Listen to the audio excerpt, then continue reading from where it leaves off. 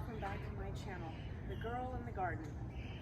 Tina, my cameraman, is Kyle, my son, and the real sun up there is a little bit bright, so sorry I'm all squinty, but I thought we'd start off by taking a little history tour of what I do have as a garden. As you can see, I've got lots of room out here. My fence, because I do have it fenced off from my dogs, has about 7 panels that are about 8 feet long, and then I've got 20 foot this way. So that's like 1,000 square feet, I think. I don't know. Somebody else can do the math. Drop it in the comments below. And before we go any further, don't forget to give me a thumbs up and subscribe to my channel to catch all the great things we have to tell you. So I wanted to start off by showing you nice clean beds, getting ready for the summer, but I can't do that because I have to finish up my fall garden. I use the same beds, I just rotate what I have in there. So what I still have in here is I have some red cabbage. It's going pretty good. It didn't do as quickly as my green cabbage, so we're still waiting for it to get big like my green cabbage, my only one I have left.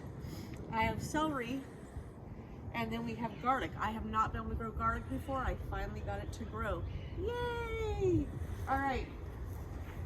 Then my artichoke plant, because I love artichokes.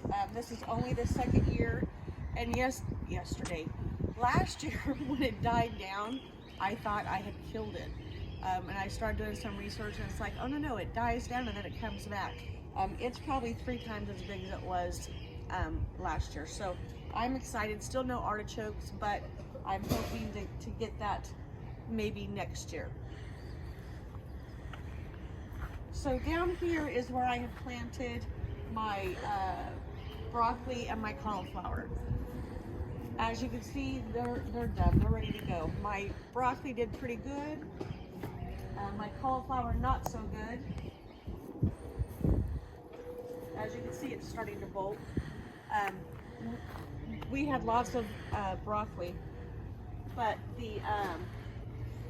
as the cauliflower started getting nice and big, we got a really cold snap around here, and it did a little bit of damage. So when I pull these up today, I'll take a look to see what else, how much of it I could actually use or not use. This little square back here,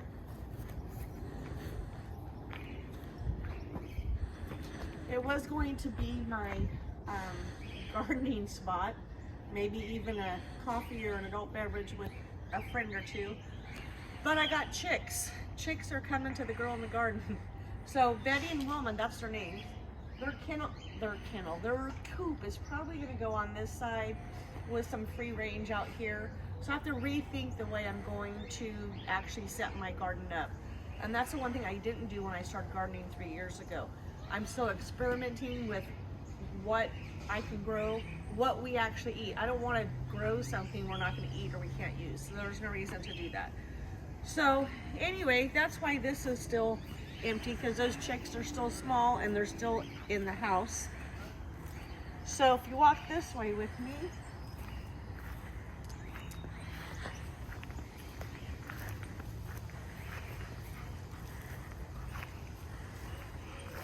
this was the first bed I did, and I got these, it's called an Instabrace, and you just set your 2x whatevers in them and build it up. I just happened to have some fence board and some plywood that were the same size to put it together. So that's what I originally did. The garden was great, so I put in this one, did it a little bit differently, and then I used some real wood, right? And then the gophers moved in. So that's why you see this one over here just kind of sitting, is because when the gophers moved in, they ate my entire fall garden. They even ate my onions and my garlic. So that's why I built the 2 long ones that I showed you just a minute ago. They all have the gopher wire underneath them, so they can't get in. My son had to help me put that down. I couldn't do that part myself, but I do try to think how I can do some of the stuff by myself so it doesn't take a lot of his time. I finally have a great crop of onions. There's 3 different kinds of onions in there I'm really excited for. My lettuce has bolted. We did get some lettuce, but as you can see, some of it's bolted. This one, I don't know. I might be able to get some out of that. Potatoes are just starting. I don't know if you can see them, so I'm super excited because it's the first time I've had potatoes too. And then my, what are they called? The little cabbage things? Brussels sprouts? Brussels sprouts, yes. They bolted right away. When we had our little cold snap, the afternoons would be warm, but man, at night and in the morning it would be really cold. So the only one that didn't bolt is this one, and it was the first year I did it, so I'm not quite sure what they're supposed to look like. And then I have, of course, have more celery to harvest. So what I'm going to do today is yeah, we all have dogs. Sorry about the dog noise. So what I'm going to do today is I'm going to harvest everything that needs to be harvested, and I'm going to take it to the kitchen. I'm going to put it in a tub with some vinegar and salt to get it washed up, so then I can then make a decision on how to process it and store it for long term. And we'll be back to show you what we do. So give us a little while and we'll pick up right where we decide how to process it. So will I freeze it? Will I dehydrate it? Will the dogs squeal all day? You know, who knows around here. All right, we'll be back shortly.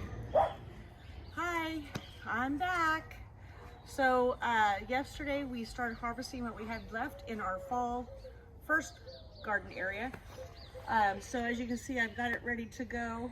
I like to leave it a little bit lower because I'm going to be adding worm castings, compost, that kind of stuff to it, and it will get it built up. And I have my plants here. So basically, just to kind of tell you a little bit about what I did.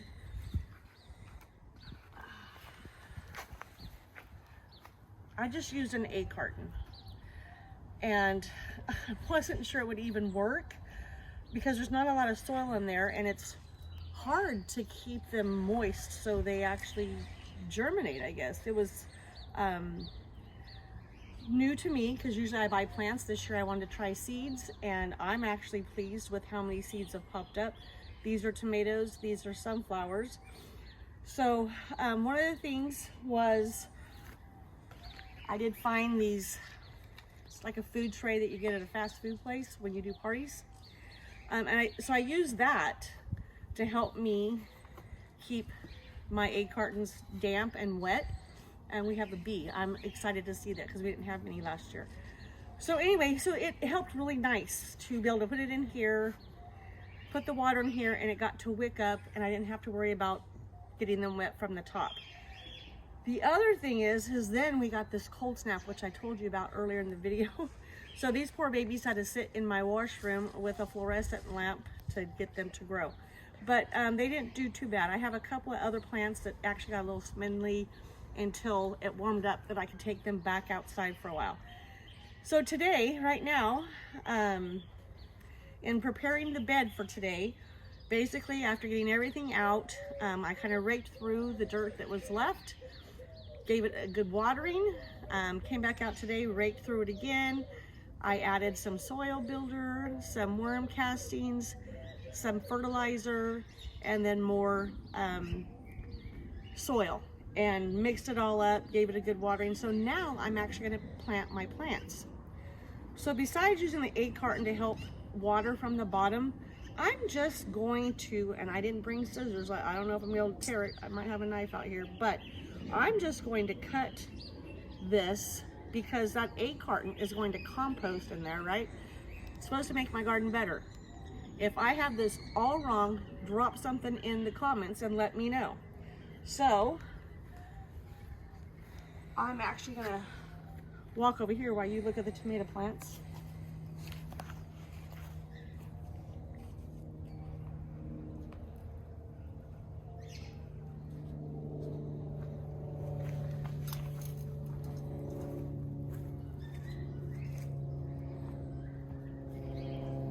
All right, I went and grabbed the knife because I think I might need it. I did get these on Amazon because I didn't like the way my bricks were turning out because I have horrible handwriting. So I told Lorna I was going to do this. My friend Lorna did these for me today because I have horrible handwriting and hers looks good. So thank you, Lorna. So let's see, how are we going to do this? The first row is Amish Paste tomatoes. I got all my seeds from Baker Creek. And I got ones that said they were for sliced sauces and pastes, sorry. Because I don't like tomatoes. You'll see, I'm probably gonna plant 20 tomato plants. I don't like tomatoes. My son likes them, he will eat them. But the only way I will eat tomato is if it's in salsa. You add onions and jalapeno to any tomato, I'm down. I am in. Any other tomato product, I just don't eat slices of tomatoes, right? I just don't. So the Amish paste is supposed to be really good for paste, and I've learned how to make my own tomato sauce. And so this year, sorry, the sun is really bright, so it's hard to continue to look that direction, but I'm going to try some different methods. So in reading about tomatoes, I found that they came to the European countries, I think it was the 16th century. And they were actually first known as, they thought they were poisonous. I can't remember what they called them now. But anyway, let's get to planting. So I'm just gonna cut this first one and see how, oh yeah. I mean, I might have wanted to get it a little wet, I guess, but my soil is wet that they're going to. So this soil is already wet, so I didn't want it to be too wet. But, and then I just used my hands. I do have gloves, but they're over there. I'm just gonna start about right here. And actually, I'm gonna give you a close-up. So what I learned was, see how furry that is? That stem, how furry? Those can all start roots. So I'm actually going to bury this probably way up here. Or plant it, I guess. I'm not gonna bury it, but I'm gonna plant it way up here. It's not a tomato funeral, it's a tomato planting. So we're not gonna bury, we're going to plant. And there's another way you can do it where you do it sideways. And I just didn't get that at all. So I'm not gonna do that. So we're gonna put this little baby plant down here and we're gonna cover him up. Now, super excited to get these planted today because it's supposed to rain tomorrow. And so that's gonna be super beneficial. And I forgot my little covering. So I'm grabbing my bag because when I have plants, the birds and everything else get to them. And I have seeds, so they're a lot smaller, right? So we got a whole lot of these around our house. And I just thought about this the other day, so I've been going through the garbage, right? So I am now just going to twist this around, sink it down. So now that little Amish paste tomato plant is protected from the birds. I told you about the gopher wire we have down, so it's protected from gophers, and hopefully slugs can't get in there. The other thing I'm going to do is I'm actually going to sprinkle some ground up eggshells around them just to keep those bugs from getting to them until they start getting more mature. And then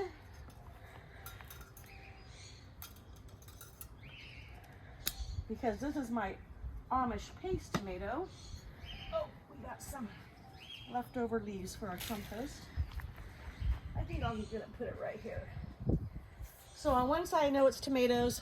If I want to know the specific type, I'm going to look on the back. So I've got a whole bed here to plant. I'm going to get to it, and as they start sprouting up a little bit higher, I'll come out and show you what I do next. Before you go, don't forget to hit the subscribe button. You may have to have a YouTube account to do that, but think about all the great things that you're going to hear me say. Anyway, hit the subscribe, hit the thumbs up, and like me. Hopefully you liked it and I gave you some kind of information you didn't know. And come back so as our tomatoes grow, you can hear more of the history of the tomato. Have a great day and thanks for spending some time with me. Bye.